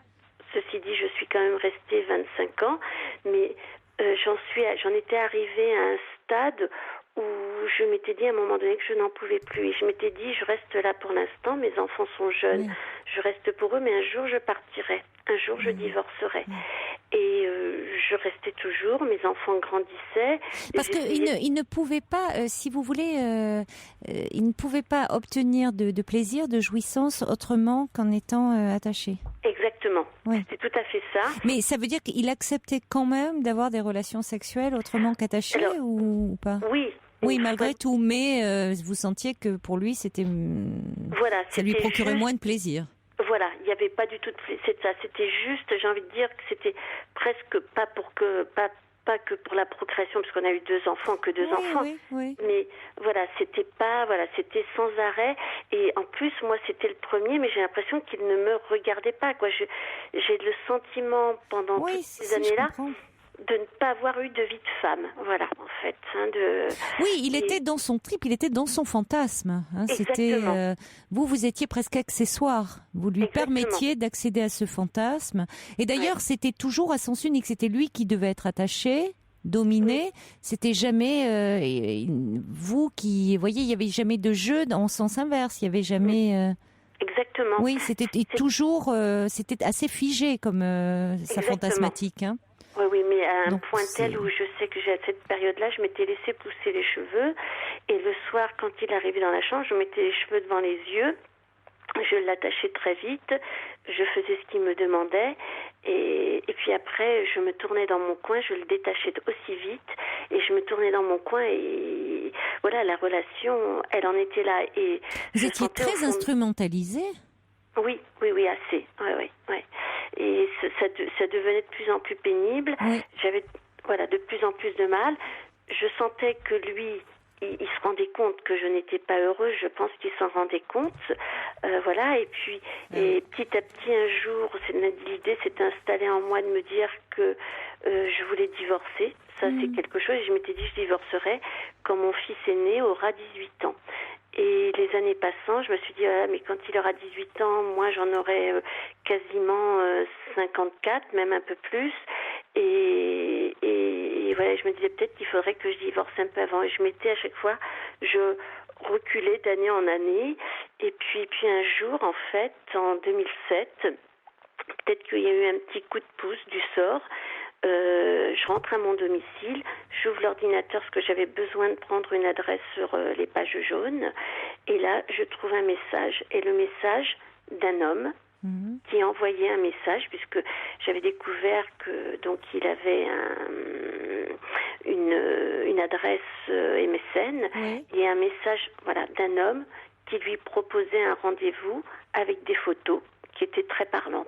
Et là, j'ai été un peu choquée, mais finalement pas autant que ça finalement. Et je me suis dit, là je tiens mon motif, je vais pouvoir divorcer. Voilà, ça a été, j'ai envie de dire, ça a été quasiment ma réaction. Ça a été presque un soulagement. Finalement, je crois que je cherchais quelque chose qui me permette de divorcer. Et là, ça a été le déclic, en quelque sorte, Et donc, on a quand même mis 2 ans pour divorcer, parce qu'on avait acheté une maison. Tout ce que vous viviez avant n'était pas suffisant, parce que finalement, votre vie de femme était complètement entre parenthèses. Ah, complètement, oui. Parce que quand vous décrivez votre vie intime, votre vie sexuelle, c'est terrible. C'est-à-dire que vous n'existiez pas. Non, complètement. Alors je ne sais pas, peut-être que après dans votre relation, au-delà de est-ce qu'il était au-delà de l'intimité sexuelle, est-ce qu'il était tendre avec vous? Enfin, est-ce que il y avait une complicité entre vous? Oui. Alors dans la journée, c'est ça. Quand on était dans la journée, j'ai envie de dire que curieusement, pendant cette période-là, ma vie de famille, de de maman, de vie de famille. Quand on était à table, par exemple, tous les 4 à table avec les enfants, ça se passait très très bien. Le seul point qui achoppait et qui pour moi était quand même très important, parce que je n'avais pas eu de sexualité avant lui, bien que je me suis mariée très très tard, c'était ça qui me gênait. Mais autrement, effectivement, on vivait bien, on avait acheté une jolie maison dans le sud de la France. On était bien. Voilà, ce seul point, c'était effectivement cette sexualité. Et d'ailleurs, je me souviens à plusieurs reprises de m'être dit, mais je ne connaîtrai jamais l'amour. Ça, je crois que c'était presque devenu intérieurement, souvent, c'est ce que je me disais, je ne connaîtrai jamais l'amour. L'amour, le plaisir, vous voulez dire? Parce que l'amour, exactement, voilà. Vous aviez vous l'aimiez, votre mari? Au début, oui, mais je crois que ce qu'il me demandait, qui m'écœurait d'ailleurs à la fin, et je lui avais dit à plusieurs reprises, je lui avais même dit, je le poussais d'ailleurs régulièrement, carrément à aller voir des professionnels, parce que je disais, mais tu sais, je n'en peux plus, je n'y arrive plus, il faut que soit que tu ailles consulter, soit il faut que tu ailles voir des professionnels, mais je ne peux plus, je n'y arrive plus. Et malgré tout, il me disait, mais ça dure un quart d'heure, il n'y en aura pas pour très longtemps, et pour moi, ça devenait de plus en plus dur, quoi. Je pleurais à chaque fois. Oui, parce qu'il vous imposait son fantasme. Oui, tout à fait. Alors, il l'imposait avec douceur. Peu importe. Il n'était pas brutal. Oui, mais peu importe. On peut imposer, effectivement, heureusement encore qu'il n'était pas brutal. Il n'empêche qu'on n'a pas à imposer ses fantasmes à l'autre quand ils ne sont pas partagés. Vous voyez, même quand il vous dit, pour satisfaire son plaisir, il vous dit, ça dure qu'un quart d'heure. Oui, mais un quart d'heure, c'est trop. Quand bien même ça aurait duré 2 minutes, si c'était 2 minutes, pour vous, c'était 2 minutes qui vous étaient insupportables. Vous étiez instrumentalisé pour son plaisir à lui. Ça ne va pas. C'était tout à fait Donc ça. c'est normal. Finalement, ça fait que vous êtes détaché de lui parce que ce qu'il vous faisait faire, vous répugniez. Ce qui lui l'excitait terriblement, vous répugniez. Complètement. Parce que vous n'aviez pas de place. Non. Complètement. Et c'est vrai que ça, même si au début, quand on s'est mariés, j'étais très amoureuse, petit à petit, ça s'est installé. Et puis finalement, à la fin, j'étais là, mais il n'y avait plus rien du tout. Hormis cette vie de famille, ça s'arrêtait là. Et en 2007, donc, quand j'ai découvert ce message, là, je me suis dit, je divorce. Enfin, je vais demander le divorce. Donc là, je lui ai dit, j'ai eu le droit à toutes sortes de scènes. Il m'avait ouvert tous les robinets de gaz dans la maison, il a déprimé, enfin ça a été assez difficile, mais j'ai tenu, j'ai dit non, je divorcerai, ça mettra le temps qu'il faudra, et donc ça c'était au mois d'août 2007 que je lui ai demandé le divorce, le jour où j'ai découvert le message, j'ai pas attendu, je me suis dit j'ai une petite aide la destinée m'aide finalement à divorcer peut-être un peu plus tôt que ce que j'avais prévu, et donc quelques mois après, peut-être en décembre, j'ai eu le besoin de savoir si je pouvais plaire. Oui, et donc je me suis inscrite sur un site de rencontre. Oui. Voilà. Et là, donc, j'ai été très agréablement surprise parce que j'avais 49 ans à l'époque et j'avais l'impression que c'était terminé, que je ne pourrais plus plaire, que je ne pourrais plus aimer, que je ne pourrais plus rencontrer de personnes, parce que pour moi, 49 ans, c'était beaucoup trop vieux, quoi, pour refaire sa vie. Et j'ai eu beaucoup de contacts. Alors, ce qu'il faut savoir aussi, quand même, c'est que j'ai un genou bloqué, parce que j'ai eu en 74 un cancer des os, et j'ai un genou bloqué. Donc, c'est définitif, ça ne bougera plus. Et donc, du coup, il y avait un petit peu ça aussi qui me freinait. Je me disais peut-être aussi qu'avec un genou bloqué, je ne pourrais jamais plus séduire. 49 ans, enfin voilà, ça me faisait très peur. Et donc dans le lot, j'étais très surprise. Plusieurs messieurs m'ont contacté, dont un s'est détaché du lot. C'est ce fameux monsieur donc qui avait 16 ans de plus, oui. 55 ans. Donc on s'est rencontrés une première fois, il s'est rien passé, on avait bien parlé, je l'ai beaucoup écouté. ce monsieur donc m'a envoyé des mails puisqu'on avait échangé nos mails. Il a souhaité me revoir, il a insisté, il a été vraiment très insistant. J'ai cédé et là, quand on s'est vu, donc moi je rentrais, j'étais tous les soirs à mon domicile, le week-end aussi parce que je voulais pas que mes enfants s'aperçoivent de quoi que ce soit. C'était pour moi très important, mais j'avais envie de vivre, c'est curieux, j'avais envie. Et alors avec lui, est-ce que c'est normal? Non, c'est pas curieux. Est-ce qu'avec lui, vous avez pu avoir accès au plaisir? Oui, tout à fait. Ah, oui, bon, j'ai envie de dire, mieux. ça a été un petit peu la découverte. Oui, ça a été une sorte d'explosion, quoi. J'ai envie de vous dire. Ah oui, carrément. Ah oui, carrément. Oui, écoutez, c'est bien. C'est presque la première fois. Vous qui n'aviez jamais connu, c'est formidable ça. Voilà. Bon. Et donc, ce monsieur, moi j'étais restée sur l'âge de 55 ans. Oui. Ça se passait bien. C'était un ancien sportif de haut niveau. Oui. Et bien que j'avais un genou bloqué, ce monsieur m'a dit un jour, on se voyait donc assez régulièrement dans la journée. Je posais des jours de congé, enfin je m'organisais. Et ce monsieur me dit un jour, on pourrait peut-être s'inscrire dans une salle de sport. Et donc on va ensemble dans la salle de sport. Moi, on me demande ma date de naissance, donc sans aucun problème, je la donne. Et là, lui, ce monsieur, se cache pour écrire sa date de naissance. Et je vois donc 42. Je vois 1942. Et là, donc, quand on est sorti de la salle, de cette salle de sport, je me suis un peu fâchée. Je me suis mis en colère et je lui ai dit, écoute, moi j'ai été honnête depuis le départ, je t'ai tout dit. Je n'ai pas divorcé, je suis en train de divorcer. Je t'ai dit mon âge, j'ai annoncé la couleur, j'ai toujours dit que j'avais un genou bloqué, j'étais honnête et je comprends pas pourquoi tu n'as pas eu cette même honnêteté. Et donc je me suis fâchée. Il a été, je pense, très malheureux. Il m'a relancé régulièrement par mail. J'ai recédé, on s'est vu à nouveau et l'histoire a duré à peu près 2 ans. Et au bout de 2 ans, les choses se sont un petit peu...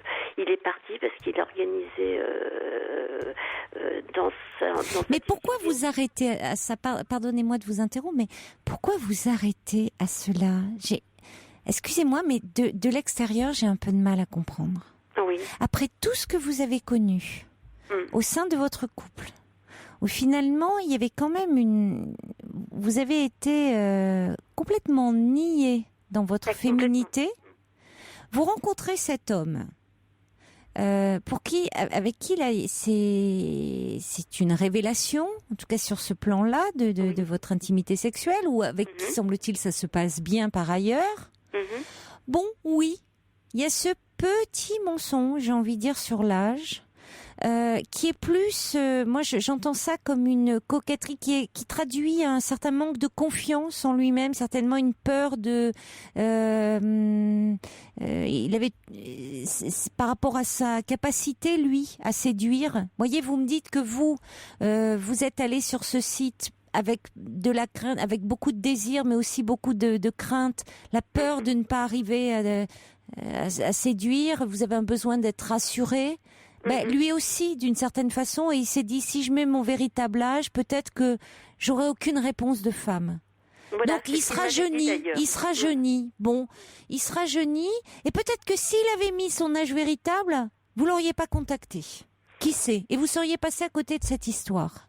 Donc franchement, je me dis pourquoi fixer à ce point-là sur ce mensonge, parce que bon, le mensonge, certes, on me dit oui, effectivement, on va pas faire l'apologie du mensonge, mais vous savez, tout le monde ment un petit peu, s'arrange un petit peu avec la vérité. C'est plus un arrangement avec lui-même, un arrangement avec la réalité, que quelque chose fait contre vous et pour vous nuire. C'est pas contre vous, c'est avec lui-même pour se rassurer.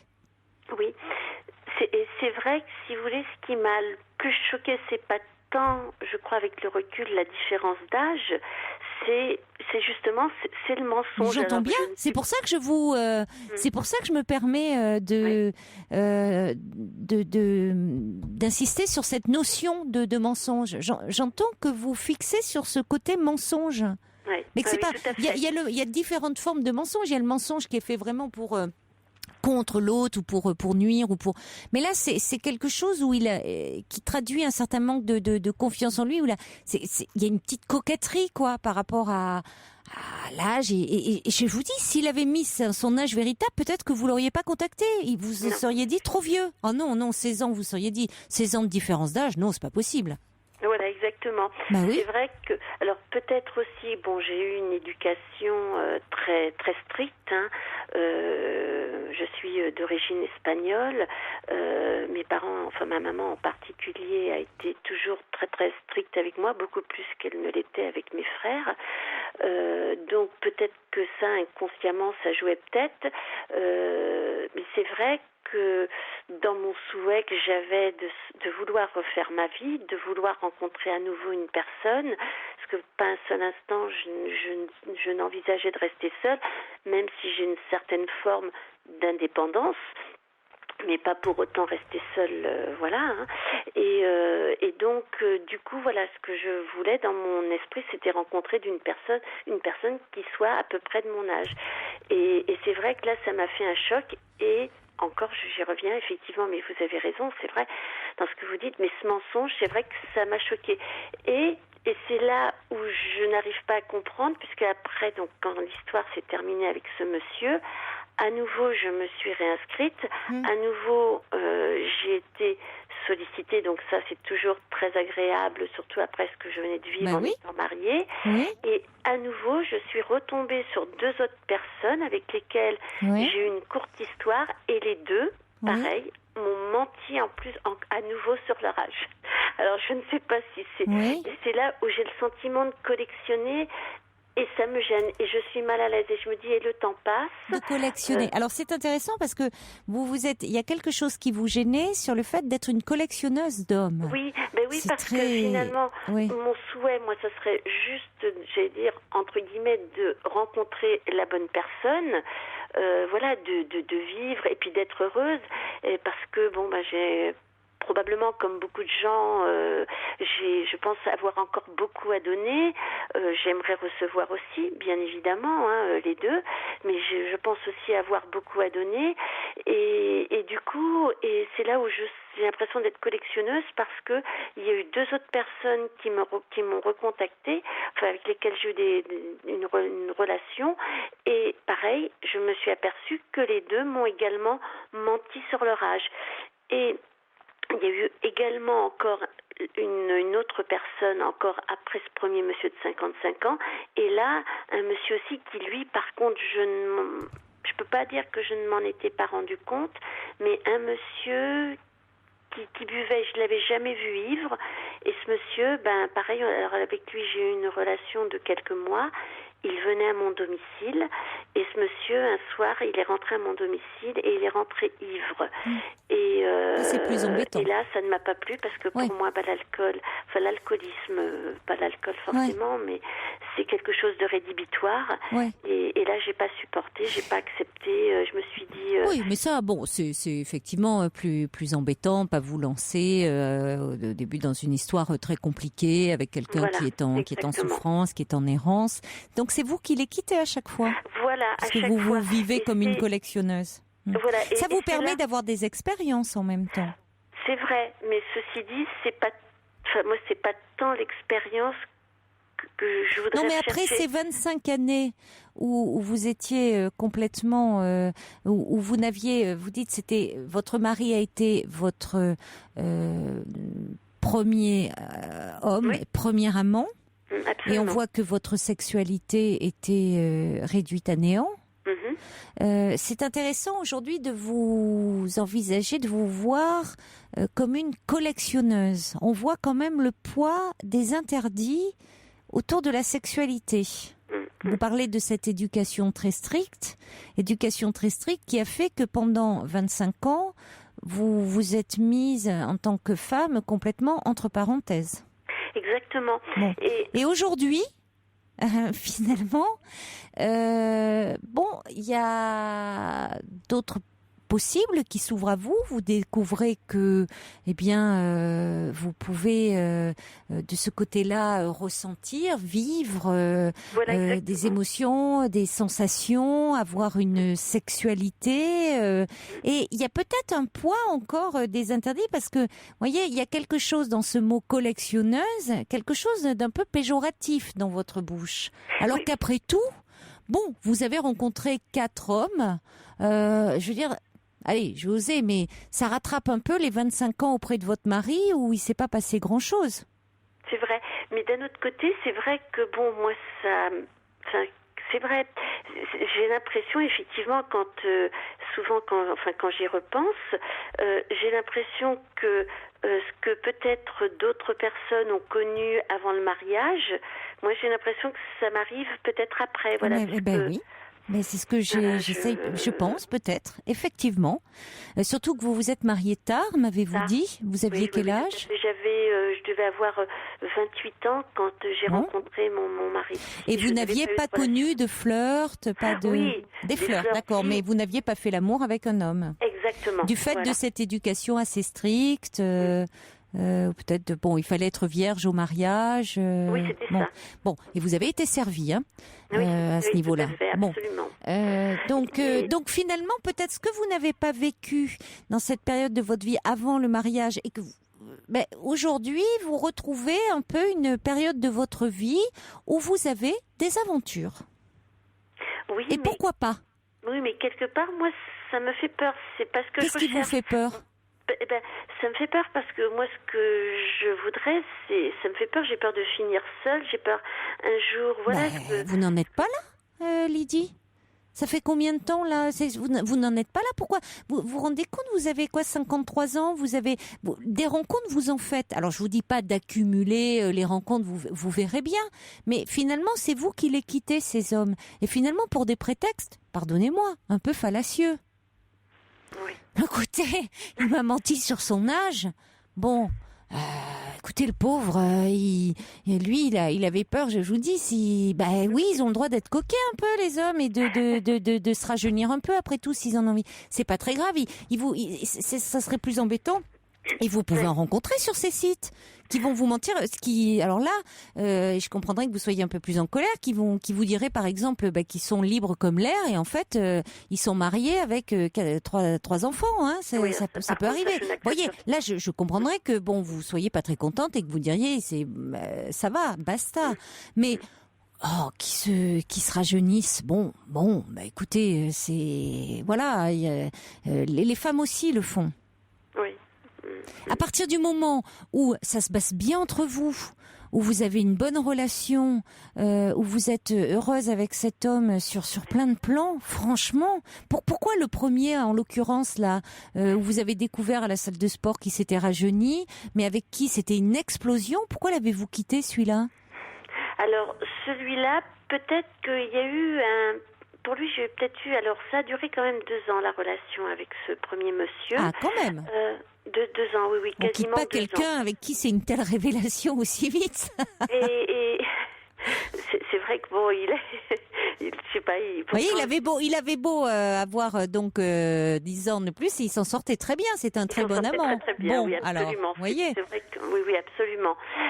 Mais alors lui, c'est vrai que c'était, finalement, je crois que c'était un prétexte un petit peu. Ce monsieur qui était un sportif de haut niveau, il était en train d'organiser une compétition à un niveau mondial dans sa spécialité, dans sa spécialité sportive. Ah oui.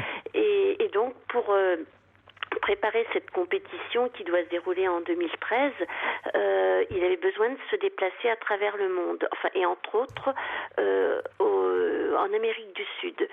Et cet ancien sportif de haut niveau qui s'est reconverti, qui a brillamment réussi d'ailleurs, puisqu'il est devenu chercheur dans sa spécialité, et en faisant des études, ces études, ce monsieur, il avait rencontré une avocate sud-américaine, argentine très exactement. Et donc, il m'a dit, Lydie, je vais devoir partir en Amérique du Sud pour justement nouer des contacts et organiser ma compétition. Et il m'a dit, je vais devoir partir avec elle puisque moi je ne parle pas un mot. Il parle très bien l'anglais, mais il me dit, je parle pas un mot d'espagnol et il faut qu'elle vienne avec moi. Et là, moi, c'est quelque chose qui m'a pas plu. J'ai eu peur et il m'a dit, mais t'inquiète pas, il me dit, se passe rien. Hein, il me dit, il m'avait donné plein de garanties, voilà. Et il est parti un mois là-bas, donc dans les différents pays d'Amérique du Sud pour nouer des contacts, pour l'organisation de sa compétition. Et c'est vrai que ça m'a pas plu. Et là, je lui ai fait une petite scène de jalousie. Et cette histoire des 2 ans s'est arrêtée comme ça. D'accord, oui, je comprends. C'était pas seulement par rapport à la différence d'âge, c'est qu'il y avait cette histoire. Non. Oui. Sur le moment, quand le jour où il me l'a dit, effectivement, je me suis Oui, je comprends, mais vous ne l'avez pas quitté pour ça. Non. D'accord. Après, oui, voilà, ça a été ça. Ceci dit, lui, quand il est revenu en France, il m'a recontacté. Il n'a pas compris parce qu'il me dit, mais tu sais, il me dit, c'est absolument rien passé. Elle était là juste pour me servir d'interprète. Tu vois.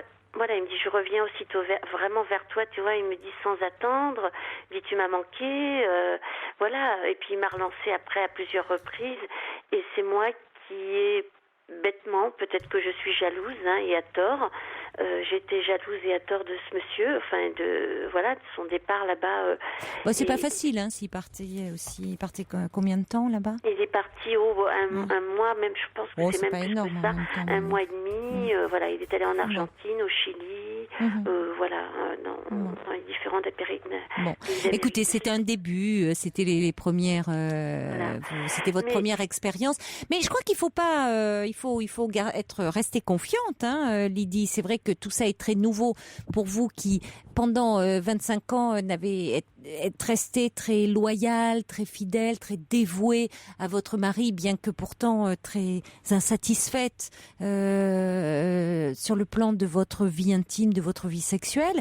Donc effectivement, c'est une nouvelle vie qui commence pour vous. Je crois qu'il faut vivre un peu ce que vous avez à vivre sans culpabilité. Comme vous dites, c'est quelque chose d'une découverte, de relation, de quelque chose que vous n'avez pas pu vivre avant.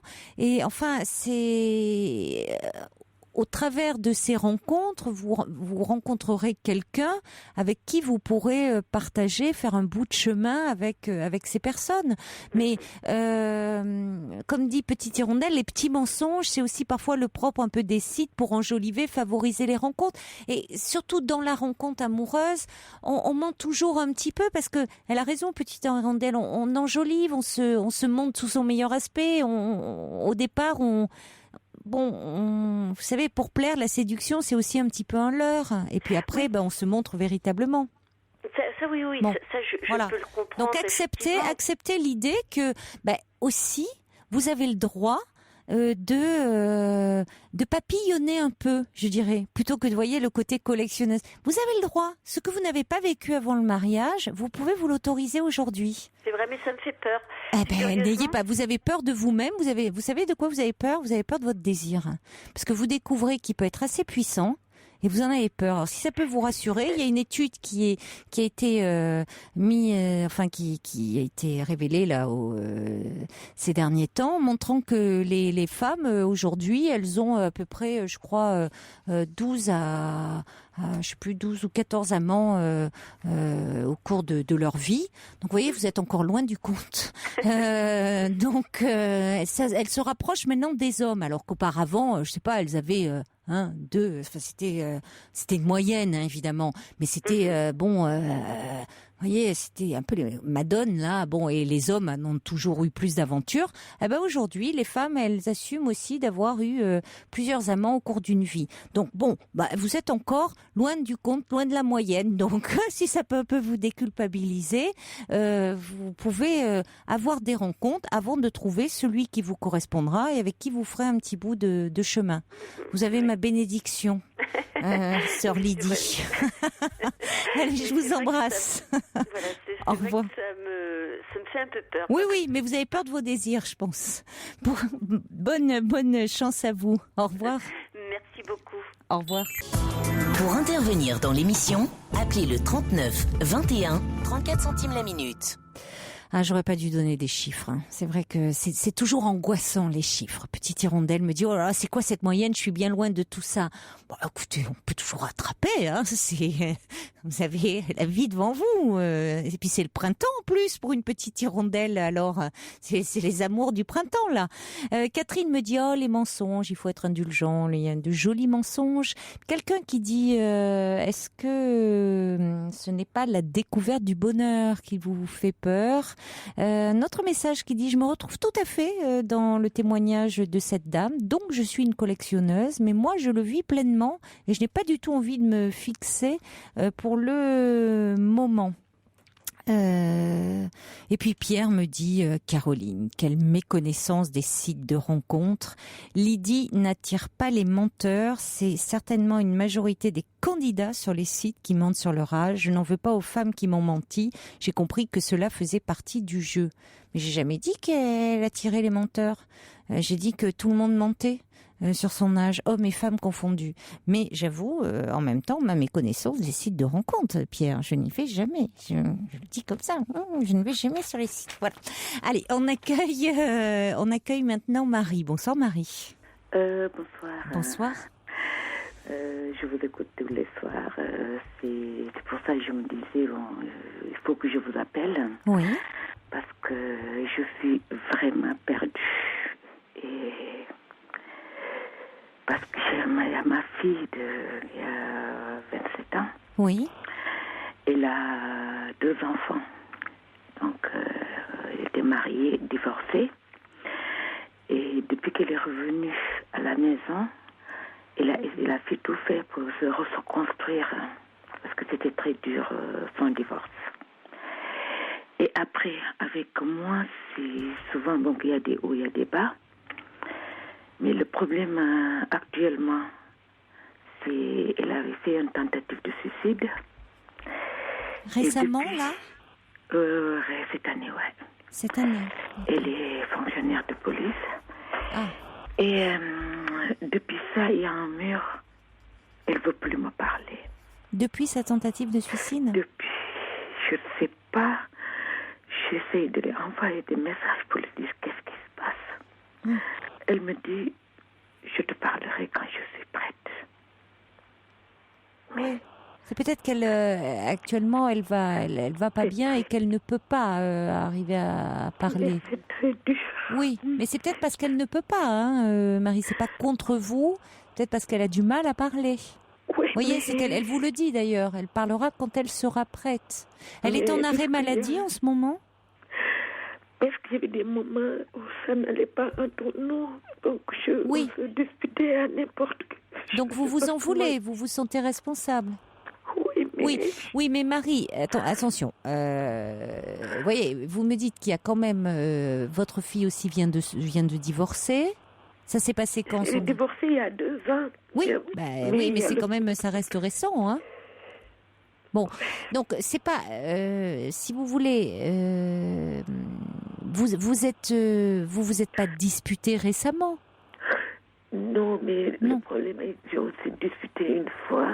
Oui. Parce que bon, elle laissait tout. Bon, j'aime pas trop le désordre. Elle laissait sa chambre en désordre. Oui. Donc, elle a pris son enfant, il est parti. Oui. Et bon, j'ai tout fait pour qu'elle revienne. Et quand elle est revenue, 2 mois après, elle a fait cette tentative de suicide. Oui, donc vous faites le lien, mais il y en a pas. Vous voyez, on fait pas une tentative de suicide, Marie, parce que à cet âge-là, surtout pour les enfants, parfois, bon, il faut se méfier avec les enfants, parfois, mais les petits, je veux dire les petits enfants. Mais là, c'est pas parce que vous lui avez dit, ta chambre est en désordre, que 2 mois après, elle fait une tentative de suicide. Il y a certainement tout un ensemble de choses. Quand je lui ai dit ça, il a pris son fils, il est parti. Elle était fâchée. Elle était fâchée, il est parti donc pendant 1 semaine. Et moi, j'étais vraiment bête. Je l'ai laissé partir. Et c'est pas possible. Mais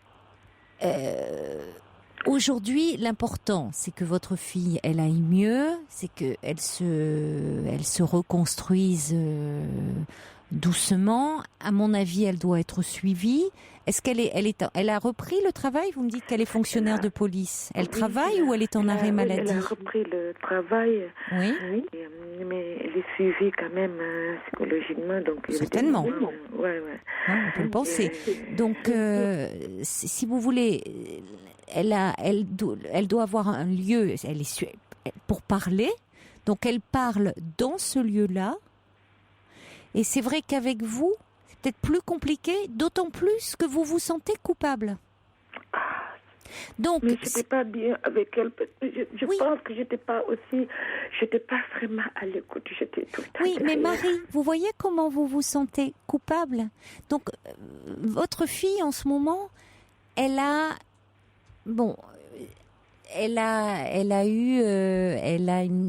peut-être une souffrance en elle qui l'a amenée à un moment à commettre cette tentative de suicide.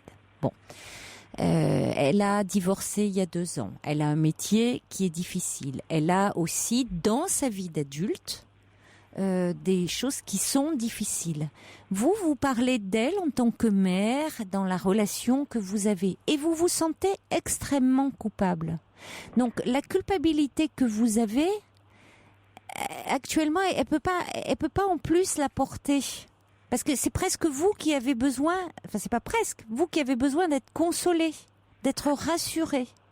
Donc c'est pour ça certainement que pour le moment elle a pris un petit peu de distance parce que de son côté elle a besoin, elle, de faire le point, d'avoir un endroit où elle peut parler d'elle, d'être aussi qu'on prenne soin d'elle, de faire le point un peu sur sa vie, sur son histoire, d'être un peu consolée, d'être bon. Elle peut pas en plus vous rassurer en disant mais non maman, ne t'inquiète pas. Bien sûr qu'à un moment on a eu des tensions, on s'est disputé, mais c'est pas si grave et c'est pas pour ça que je vais pas bien dans ma vie d'adulte. Voyez, or c'est ce que vous auriez envie d'entendre, Marie. Vous auriez envie d'être consolée, d'être rassurée. Mais votre fille, vous pouvez pas lui demander ça en ce moment parce qu'elle a besoin, elle. Qu'on s'occupe d'elle. Donc peut-être que vous, en revanche, Marie, puisque vous allez vraiment aussi pas bien, que vous êtes angoissée, rien ne vous empêche, vous, d'aller en parler à quelqu'un. Parce que ça pourra vous aider considérablement. C'est pas votre fille qui peut le faire. Vous pouvez accepter, pour le moment, ce qu'il vous faut accepter, c'est que ce qu'elle vous a dit, elle vous a pas dit « Maman, je veux plus te voir » ou « C'est fini ». Elle vous dit « Écoute, je te parlerai quand je me sentirai prête. » Si je lui envoie des messages, le problème, ce qui est dur, elle passe à la maison, c'est bonjour. Pas bonjour, maman. Oui. C'est simple, bonjour. Oui, mais elle passe, Marie. Vous voyez, elle passe vous voir. Elle n'est pas en rupture avec vous. Bon, alors vous attendez, c'est vous qui avez besoin d'être consolée, qu'elle vous dise maman, qu'elle vous dise bon. Alors, elle passe vous voir, elle vient vous voir quand même. Elle n'est pas en rupture avec vous, c'est ce qu'il faut vous dire. Simplement, elle a besoin, elle, un peu de s'apaiser, d'être consolée. Vous allez un peu en parler aussi de votre côté un thérapeute, ça vous aidera. Hein? Bon courage, Marie. Prenez soin de vous aussi. Au revoir, Marie. Très belle nuit à vous. Et excellent week-end. Faites de jolis rêves. Il est maintenant 1h sur Europe 1.